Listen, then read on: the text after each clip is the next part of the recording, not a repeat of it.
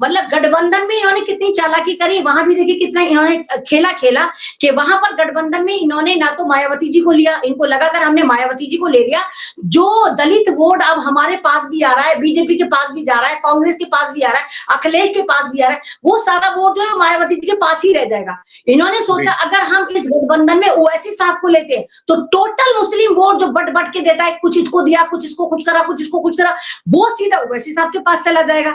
तो इन्होंने Muslim party को और मायावती जी को इग्नोर मारा, और इग्नोर मारने के बाद मुझे तो पहले ही पता था, मुझे तो कूद के मांग पालने में नजर आ रहे थे कि भारत का समीकरण चेंज हो ही नहीं सकता जब तक उस समीकरण के अंदर मायावती जी ना हो।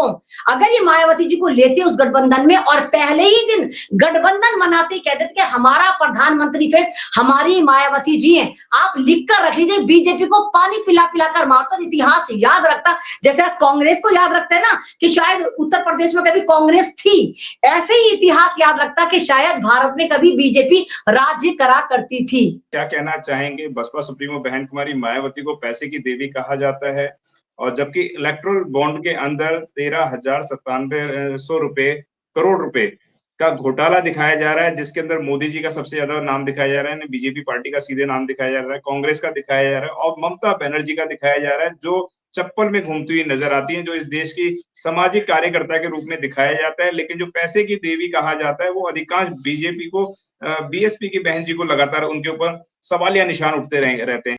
देखिए, आपने कहा कि बहन जी को पैसों की देवी कहा जाता है, तो उसमें तो टेंशन लेने की जरूरत नहीं है। अगर उनके नाम की संधि विच्छेद करा जाए मायावती, तो माया माने तो पैसा ही होता है, तो ये तो अच्छी बात है। उनके नाम की संधि विच्छेद कर रहे हैं तो उसको तो बुरा मानने की बात नहीं है। मायावती जी तो एक इकलौती ऐसी नेता है जिनके नाम के आगे लगा हुआ है दौलतमंद, तो ये तो वही है कि नकटे वाले नाक वालों को हंसते हैं। और जाहिर सी बात है कि जो खुद घोटाले करते हैं, जो खुद चंदाखोरी करते हैं, वो लोग ऐसे लोगों को तोड़ना चाहते हैं जो समाज को जोड़ने की बात करते हैं। आपसे मेरी बाहर फोन पर बात हुई तो मैंने यही कहा कि जितना मैं अब तक समझ रही हूँ, पॉलिटिक्स को समझ रही हूँ, मैं स्ट्रीम चैनल को देख रही हूँ, यूट्यूब चैनल को देख रही हूँ, इकलौता हिंदुस्तान में मुझे एक ऐसा नाम नजर आता है, वो है बहन जी मायावती, जिनको आज तक किसी की औकात नहीं है कि उनके ऊपर कोई वीडियो बनाकर उनके ऊपर कोई लांछन लगा सके या उनको गाली दे सके। जैसे राहुल गांधी को पप्पू बना दिया, पूरी पार्टी चुप बैठी रही, 10 साल बाद इनको याद आया कि नाना राहुल पप्पू नहीं है, मतलब उनको इनकी पार्टी को जवाब देने में 10 साल लग गए कि नहीं हमारा राहुल पप्पू नहीं है। लेकिन मायावती जी के साथ ऐसा कभी नहीं हुआ कि कोई यूट्यूबर है, क्या कोई बड़ा पत्रकार है या कोई नेता है वो मायावती की शान में गुस्ताखी कर रहा है। ये अपने अंदर बहुत बड़ी बात है, यानी कि कितना डर और खौफ है कि उनको पता है कि अगर मायावती जी को कुछ कहा तो पूरा भारत नीला नीला हो जाएगा, और नीली क्रांति से लोग डरते हैं। और जैसे आपको पता है कि बीएसपी पार्टी का नाम नहीं है, बीएसपी एक सोच का नाम है, एक इनकलाब का नाम है, एक संगठन का नाम है, जो संगठन आपको साथ लेकर चल रहा है, बहुजनों को साथ लेकर चल रहा है। और 2007 से 12 का मैं मायावती जी का एक देखती, जब मुख्यमंत्री रही है उत्तर प्रदेश में, उस वक्त मैंने देखा, मतलब जो उनका मैंने निकाला कि उनकी 38 बड़ी योजनाएं थी उत्तर प्रदेश में जो उन्होंने लागू करी। उनमें से ये देखिए कि 88,000 जो है उन्होंने बहुत ज्यादा लोगों को वो दिया, और 41,000 उन्होंने उनको कांस्टेबल की भर्ती करी, अस्पताल बनाए, ब्रिज बनाए, वृद्धाश्रम खोले, बच्चों के स्कूल खोले, लड़कियों के हक में बात करी, एजुकेशन की बात करी। तो मतलब जब आप एक मनुवादी समाज में रह रहे हो और वहां पर आप शिक्षा की बात कर रहे हैं, उस समाज के साथ शिक्षा की बात कर रहे हैं जिनको हमेशा से शूद्र माना गया, छूत माना गया, लेकिन इलेक्शन के वक्त आपको हिंदू काउंट कर लिया जाता है। ये सरकार बड़ी चालाक है, जो मनुवादी होते हैं ये आपको उस वक्त हिंदू बनाते हैं जब आप इलेक्शन लड़ रहे होते, तो आपको कहते हैं कि ये मेरा भाई है। लेकिन रोटी बेटी का साथ नहीं करते, मंदिर में जाने नहीं देते, पास बैठने नहीं देते। तो सारा का सारा चक्कर ये है कि मायावती जी जबकि इतने दिन से खामोश बैठी है, भाई उन पे लांछन लग रहा है, कुछ भी लग रहा है, लेकिन मायावती जी ने कोई जवाब तो नहीं दिया। मायावती जी की जो पार्टी की आप एक्टिविटी देखिए वो उतनी नजर नहीं आ रही, कहीं स्ट्रीम चैनल पे नजर नहीं आ रहा है। हाँ, लेकिन समाज के अंदर उनका जो काम है वो लगातार रोज बरोज चलता जा रहा है, और उनका जो संगठन है रोज काम कर रहा है, चाहे वो एजुकेशन पे काम कर रहा है, वो चाहे वो बराबरी पे काम कर रहा है, चाहे वो अस्पताल पे काम कर रहा है, किसी चीज में भी काम कर रहा है, उनका संगठन काम कर रहा है। और यही वजह है कि जब मायावती जी टिकट देती है, मायावती जी का टिकट वितरण देखिए देखिए, क्या नाम है, कुंवर दानिश अली को देखिए, वो ड्राइवर थे, ड्राइवर ने कहा कि मैं इलेक्शन लड़ना चाहता हूँ। तो मेरे ख्याल से अठावले जी के ड्राइवर थे, तो अठावले जी ने कहा कि मायावती जी मेरी बहन है, मैं उनसे बात करता हूँ। मायावती जी ने हाथ के हाथ अमरोहा का टिकट दे दिया। तो इसको तो कोई नहीं जानता था ना, कुंवर दानिश को। कुंवर दानिश को जो वोट मिला वो बहुजन की वजह से मिला, मायावती जी की वजह से मिला, उनकी पार्टी की वजह से मिला, उनके संगठन की वजह से मिला, और पहले शॉट में ये जीत कर आ गए। तो मायावती जी ने तो ऐसे ऐसे लोगों को बना लिया जिन्होंने ख्वाबों में नहीं सोचा था कि वो पार्लियामेंट में जाएंगे या किसी पद पे जाएंगे या मंत्री बनेंगे या हमें कोई सम्मान मिलेगा। तो एक ऐसी लेडी, एक तो इस समाज में वैसे भी भारत कितना ही कह लीजिए कि हम समानता का एक लेकर चलते हैं परचम, और हम महिला को और पुरुष को एक समान मानते, बिल्कुल भी नहीं मानते हैं। ये पुरुष प्रधान देश है, इस बात से आप डिनाई नहीं कर सकते। तो एक पुरुष प्रधान देश में एक महिला एक पार्टी को लीड कर रही है और पूरी पार्टी की सुप्रीमो बनी हुई है, और पूरी पार्टी में उनकी मर्जी के बगैर एक पत्ता नहीं हिलता। यहाँ पर टेरर की बात नहीं है, यहाँ पर आपसी भाईचारे की बात है कि जो भी होता है वो मायावती जी से पूछकर होता है कि हमने ऐसा करना है या नहीं करना। तो जाहिर सी बात है, तो करंट तो लगेगा इन लोगों को, और ऊपर से नीचे तक लगेगा। तो इन लोगों के करंट लगने शुरू हो गए। अब मायावती जो कह रहे हैं ये पैसे की देवी है, या ये जो है इस तरह टिकट देती हैं या उस तरह टिकट देती हैं, या बीजेपी की बी टीम है, तो हर अच्छी चीज को टारगेट करा जाता है, बुरी चीज को कौन टारगेट करेगा? बदबू में से तो बदबू ही आएगी ना। लोग खुशबू को कैप्चर करने की कोशिश करते ना कि इस खुशबू को हम लेके अपने पास रख ले ताकि हमारे किरदार में से भी खुशबू आनी शुरू हो।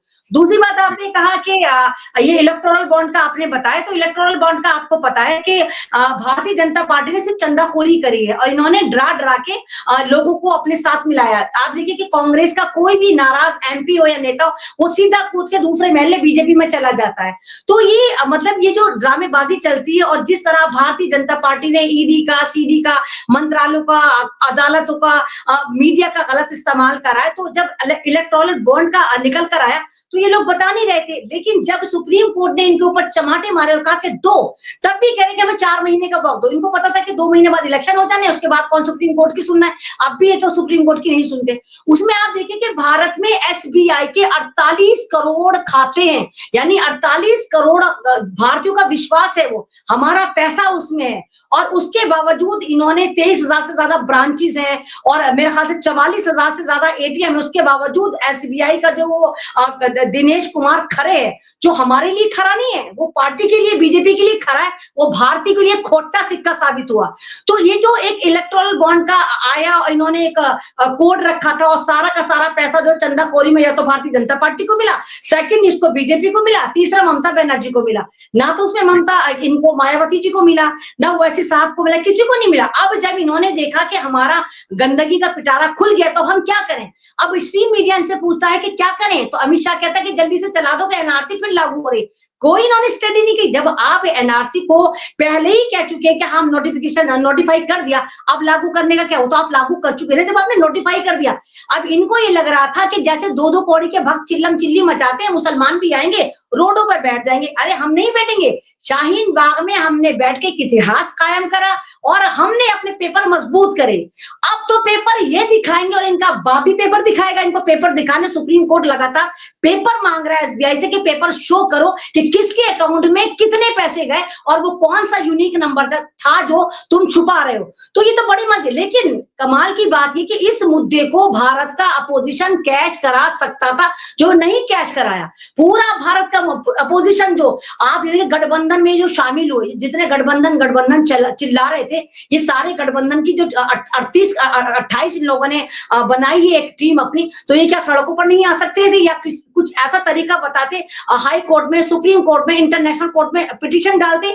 मतलब गठबंधन में इन्होंने कितनी चालाकी करी। वहां भी देखिए कितना इन्होंने खेला कि वहां पर गठबंधन में इन्होंने ना तो मायावती जी को लिया, इनको लगा कर हमने मायावती जी को ले लिया, जो दलित वोट अब हमारे पास भी आ रहा है, बीजेपी के पास भी जा रहा है, कांग्रेस के पास भी आ रहा है, अखिलेश के पास भी आ रहा है, वो सारा वोट जो है मायावती जी के पास ही रह जाएगा।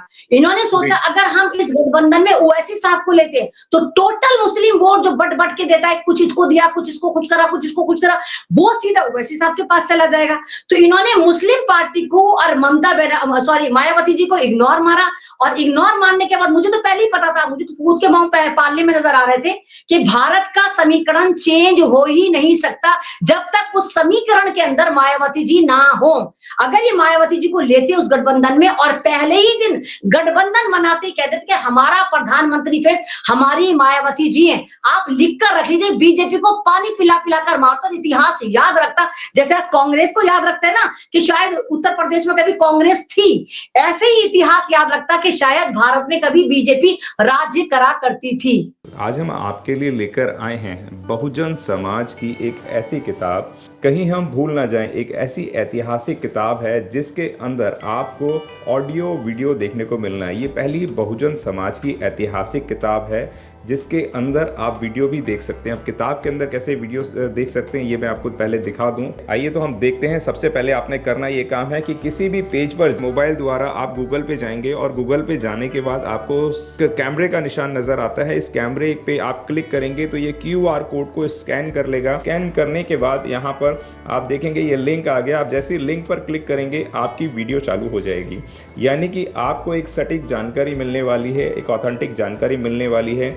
बहुजन समाज की पहली ऐतिहासिक किताब है जिसके अंदर आपको तमाम महापुरुषों की जानकारी मिलने वाली है। आप इस किताब में देख पाएंगे तथागत सम्यक बुद्ध जिनकी पूरी जीवनी आपको मिलने वाली है, महान सम्राट अशोक जिनका जीवनी आपको इसके अंदर पूरी मिलने वाली है, संत कबीर दास, संत शिरोमणि गुरु रविदास, सम्राट मीर भोज जिन्होंने इतिहास रचने का काम किया, गुरु घासीदास बाबा, वीरांगना झलकारी बाई, वीरांगना उदा देवी पासी, नागेली वीरांगना की कहानी, एकलव्य जिसका अंगूठा काट लिया था धोखे से, चोखा मेला हरिचंद ठाकुर, ज्ञानदीप छत्रपति शाहूजी महाराज, बिरसा मुंडा, ज्योतिबा फूले, माता सावित्रीबाई फूले, फातिमा शेख, EV रामास्वामी, स्वामी अच्युतानंद, बाबा साहब डॉक्टर BR अम्बेडकर जिनका मूल ग्रंथ आपको इसमें छोटी सी किताब में मिलने वाला है। आप ऑडियो भी देख सकते हैं, वीडियो भी देख सकते हैं।